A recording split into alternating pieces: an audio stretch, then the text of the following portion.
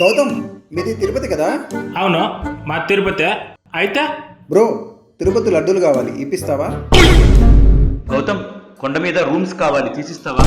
దర్శనం హారతి కావాలి, ఇప్పిస్తావా? మీ తిరుపతి ఇంట్లో వారం రోజులు ఉండొచ్చా?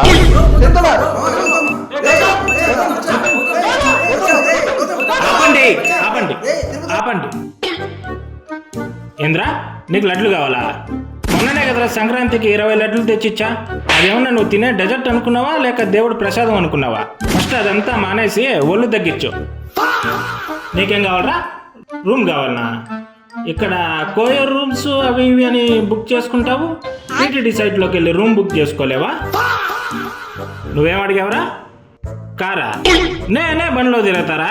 నీకే నుంచి తెచ్చిచ్చేది కారా? నువ్వేం అడిగావరా? దర్శనం కావాలనా? దానికి తోడు హారతి కూడా ఇప్పియాలనా? అక్కడ 1-2 సెకండ్లు ఉండేదే ఎక్కువ అనుకుంటే, నువ్వేమంటే హారతి కావాలి, శతకోపం పెట్టాలి, అర్చన చెయ్యాలి. ఇవన్నీ ఎక్కడ దొరుకుతాయిరా? మాకే గతి లేదురా, నీకేమన్నా తెచ్చిచ్చేది. నువ్వేం కావాలరా? వారం రోజులు మా ఇంట్లో ఉంటావా? మా ఇల్లు మొత్తం రాయిచ్చేస్తారా?